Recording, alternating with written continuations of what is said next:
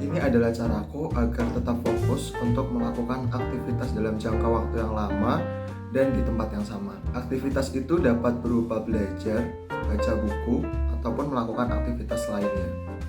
Video ini dapat bermanfaat bagi teman-teman yang berusaha untuk menjaga fokusnya dalam jangka waktu yang lama, terutama teman-teman yang ingin melakukan ujian atau semacamnya. Video ini aku buat berdasarkan riset yang pernah aku lakukan dan juga beberapa uji coba yang pernah aku lakukan juga, serta saran dari beberapa teman. Oke, langsung aja ke pembahasan dari video ini. Tentunya dalam melakukan segala aktivitas, teman-teman harus bisa menciptakan suasana yang nyaman. Nih, ibarat kata teman-teman akan melakukan suatu pendakian. Tentunya teman-teman menyiapkan segala hal seperti halnya makanan, selimut, tenda, dan mungkin kamera dan lain sebagainya agar menciptakan suasana yang nyaman ketika teman-teman nanti sudah ada di puncak dari suatu gunung itu. Sama halnya dalam belajar atau melakukan hal lain, teman-teman juga harus bisa melakukan hal yang sama seperti saat teman-teman itu melakukan pendakian di suatu gunung. Kalau dari aku sendiri, aku pasti selalu merapikan tempat untuk aku belajar, kemudian menyiapkan makanan atau minuman guna menyediakan saat aku belajar, dan juga memberikan aroma-aroma yang tentunya bisa merelaksasikan otak dan pikiranku.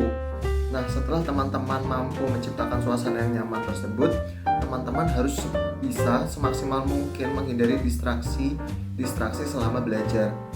Nah, distraksi ini biasanya berupa sosial media, ataupun handphone, ataupun YouTube, dan lain sebagainya. Teman-teman harus bisa semaksimal mungkin mengurangi itu, karena teman-teman harus fokus pada apa yang ada di depan dari teman-teman. Kalau cara dari aku pasti selalu men-silence HP-ku dan menyisakan satu sosial media saja, satu atau dua sosial media saja guna berkomunikasi dengan teman selama pandemi ini. Dan untuk sosial media yang lain seperti Instagram, TikTok, dan aplikasi hiburan lainnya, aku pasti selalu menghindari itu terlebih dahulu selama proses aku belajar.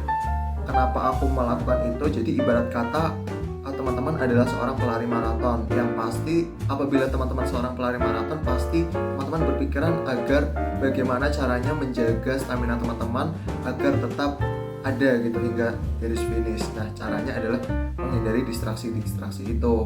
Yang selanjutnya adalah buat jadwal belajar. Kenapa hal ini penting? Karena manajemen pada dasarnya itu penting, teman-teman. Dan yang pasti teman-teman kan aktivitasnya bukan cuma belajar aja. Ada yang mungkin organisasi atau mungkin belanja dan lain sebagainya. Maka dari itu teman-teman harus menyiapkan waktu untuk belajar itu setiap harinya. Atau mungkin nggak harus setiap hari, tapi yang pasti ada suatu progres dalam teman-teman itu belajar.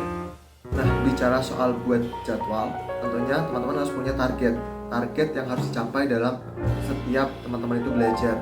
Nggak perlu tinggi-tinggi, cukup 1%, 1 hingga 4% agar pikiran tidak terasa terbebani seperti itu. Untuk menciptakan jadwal baik target, nah itu teman-teman bisa mengaplikasikan berbagai aplikasi, baik itu teman-teman memakai aplikasi dari baik itu online ataupun tidak, ataupun mau ditulis tangan sendiri, itu it's okay.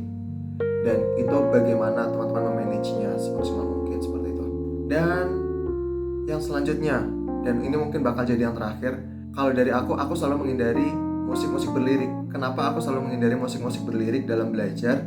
Karena lirik-lirik itu terkadang bisa mengganggu jalan pikirku.